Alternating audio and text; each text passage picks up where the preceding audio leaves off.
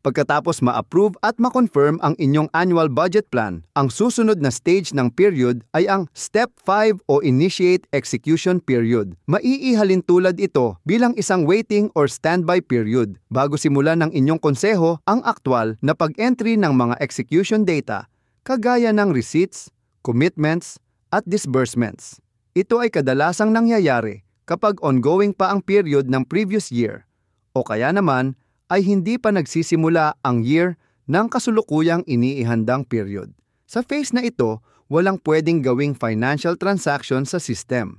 Gayunpaman, mas mainam na rin na gamitin ang stage na ito upang tukuyin ang beginning balance ng period, nang sa gayon ay maging maayos at smooth ang inyong pag-prepare ng inyong data sa sumusunod na stage. Kung mayroon na kayong existing period sa FMS, automatic na isasuggest ng system ang appropriate na remaining balance ng nakaraang period. Kung handa na, i-click lang ang Initiate Execution Period button at i-input ang beginning balance kung ito ay tukoy na. Tapos, i-click ang Confirm button.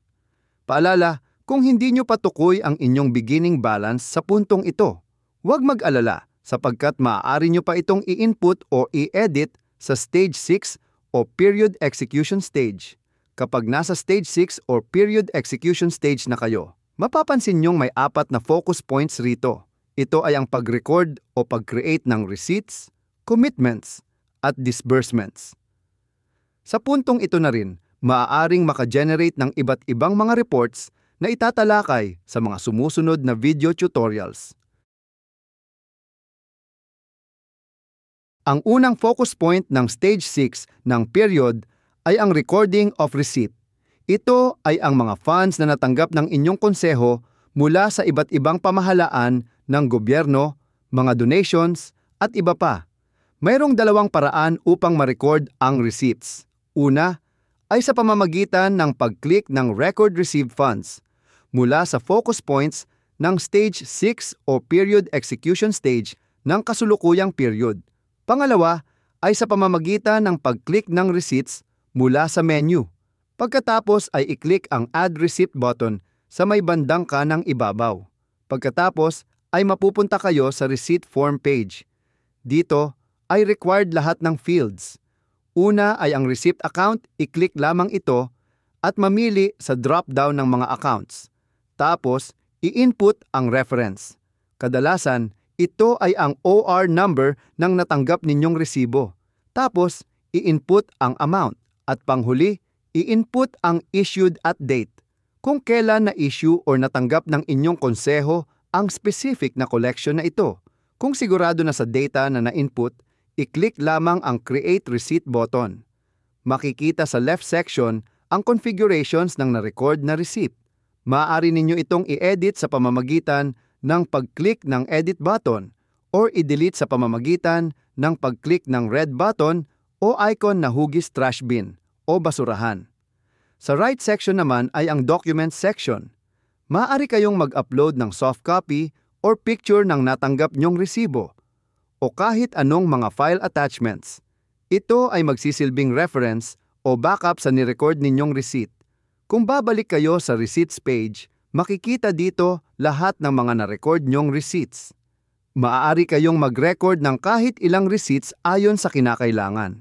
Kung babalikan naman ninyo sa Periods page, makikita ninyo sa Collection column ang total amount ng lahat ng na-record ninyong receipts. Ang pangalawang focus point ng Stage 6 ng period ay ang commitment. Ito ay requirement or basis sa pag-execute ng disbursement.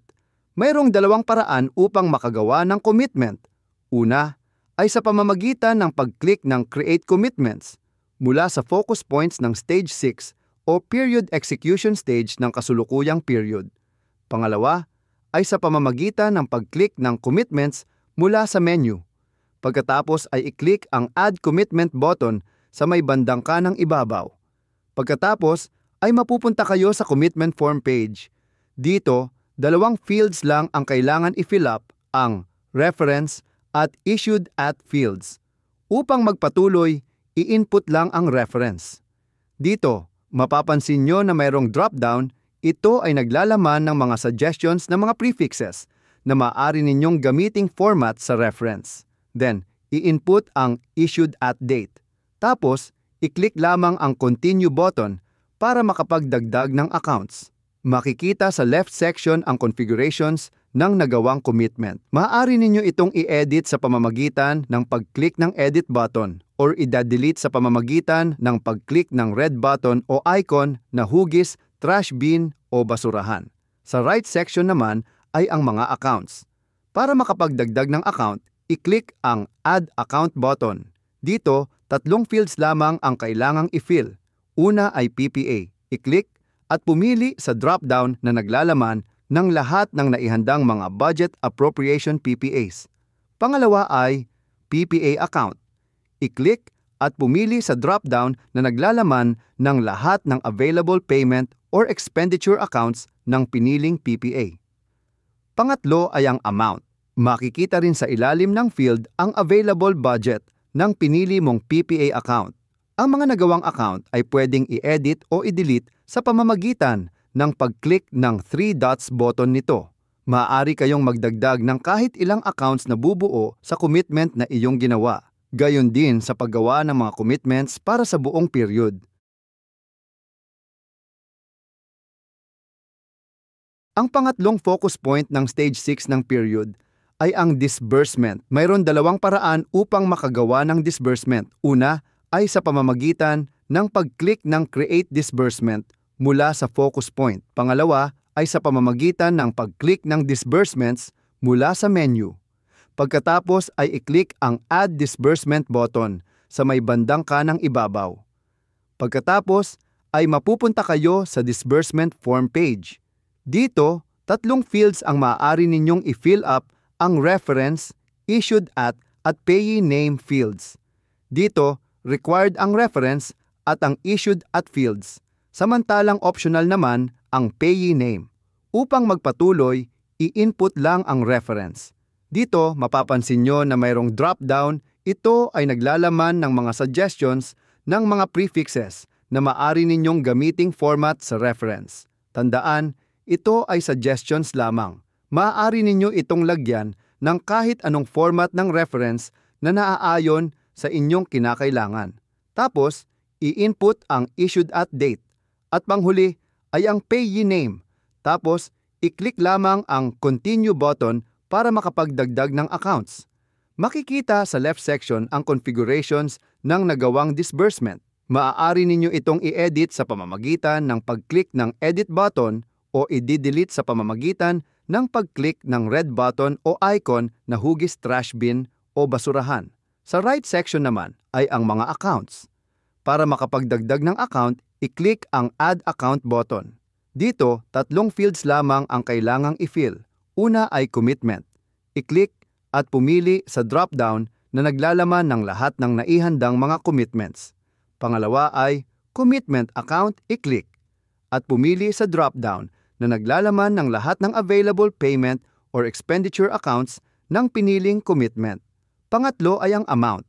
Makikita rin sa ilalim ng amount field ang available balance ng piniling commitment account. Gayon din ang remaining fund ng inyong konseho. Ang mga nagawang disbursements ay pwedeng i-edit o i-delete sa pamamagitan ng pag-click ng 3 dots button nito. Maaari kayong magdagdag ng kahit ilang accounts na bubuo sa disbursement na iyong ginawa. Gayon din sa paggawa ng mga disbursements para sa buong period.